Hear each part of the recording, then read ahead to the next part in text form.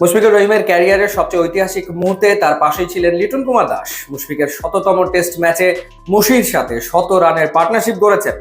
সেঞ্চুরির মুহূর্তে তিনি উইকেটেই ছিলেন, তিনিও আসলে ইতিহাসের সাক্ষী হয়ে গেছেন।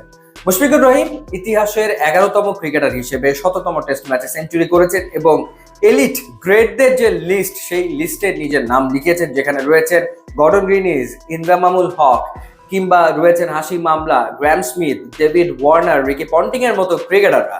সেই তালিকাতে উঠে গেছে মুশফিকের নাম। এবং লিটন কুমার দাস তিনি 128 রানের একটা অনবদ্য ইনিংস খেলেছেন, another classic innings Liton Kumar দাসের।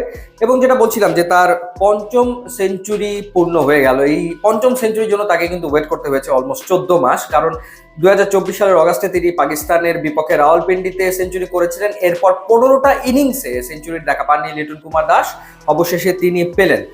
এই 52 টেস্ট ম্যাচে তার 5টা টেস্ট সেঞ্চুরি, কিন্তু এই সংখ্যাটা নিশ্চিতভাবে 10 হতেই পারত। দুটো সেঞ্চুরি তিনি যে মিস করেছেন, একটা জিম্বাবুয়ের মাটিতে তিনি 95 রানে আউট হলেন, আর একটা হচ্ছে শ্রীলঙ্কার বিপক্ষে তিনি আউট হয়েছিলেন 90 রান করে। তার 5টা টেস্ট সেঞ্চুরির দুটো হচ্ছে পাকিস্তানের বিপক্ষে, একটা নিউজিল্যান্ডের বিপক্ষে, একটা আয়ারল্যান্ডের বিপক্ষে এবং একটা শ্রীলঙ্কার বিপক্ষে।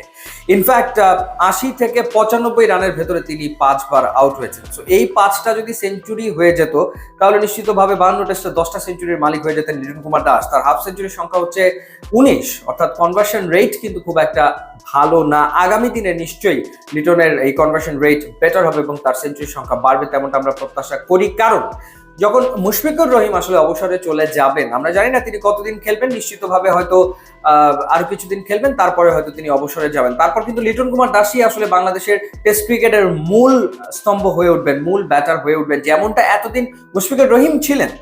এই যে এত বছর ধরে মুশফিক খেলেছেন টেস্ট ক্রিকেটে, বাংলাদেশের ব্যাটিং স্তম্ভ কে ছিল? মুশফিকুর রহিম ছিল। বিপর্যয়ে কে হাল ধরবেন? মুশফিক হাল ধরবেন। মানে বাংলাদেশের ওভারঅল টেস্টের রেকর্ড হয়তো খুব একটা সমৃদ্ধ না, কিন্তু এটা আরো ভয়াবহ রকমের খারাপ হতে পারতো, সেটা হয়নি মুশফিকের কারণে।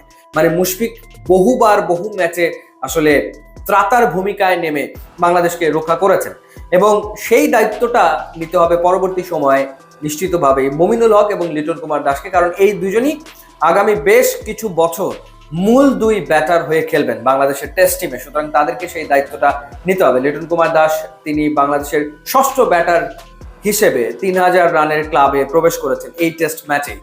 সুতরাং এই আয়ারল্যান্ডের বিপক্ষে টেস্ট ম্যাচটা এটা মুশফিকের জন্য যেমন স্পেশাল, স্মরণীয়, একই রকম ভাবে লিটন কুমার দাসের জন্য কিন্তু এটা স্মরণীয় একটা টেস্ট ম্যাচ হয়ে গেছে। সবচেয়ে বড় ব্যাপার যে যেখানে মুশফিক শেষ করবেন সেখান থেকে আসলে লিটনকে ক্যারি করতে হবে, লিটনকে সেই দায়িত্বটা নিতে হবে। এবং সম্ভবত সে কারণে প্রকৃতির ইচ্ছাতেই, নিয়তির কারণেই মুশফিকের ওই ঐতিহাসিক মুহূর্তে, সেঞ্চুরির মুহূর্তে লিটন কুমার দাসই আসলে উইকেটে তার সাথে ছিল, তার সঙ্গে ছিলেন। যেন আসলে এভাবেই দায়িত্বটা হস্তান্তর হচ্ছে, এভাবেই একজন আরেকজনকে দায়িত্বটা বুঝিয়ে দিচ্ছেন। যেন মুশফিক বলছেন যে এত বছর ধরে আমি ছিলাম মূল স্তম্ভ হয়ে, এখন থেকে এই কাজটা তোমাকে করতে হবে। মানে প্রতীকী অর্থে ব্যাপারটা যেন এরকমই।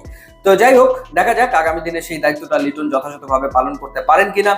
এবং 52 টেস্ট খেলছেন লিটন কুমার দাস, তিনিও আসলে আরো সামনে অনেক টেস্ট খেলবেন, সেটাই আমরা প্রত্যাশা করি। এবং তার রেকর্ডও সমৃদ্ধ হবে এবং একই সাথে বাংলাদেশের টেস্টে ভালো ফলাফল করবে, সেখানে অবদান রাখবেন এলকেডি, সেটাই আসলে আমাদের প্রত্যাশা।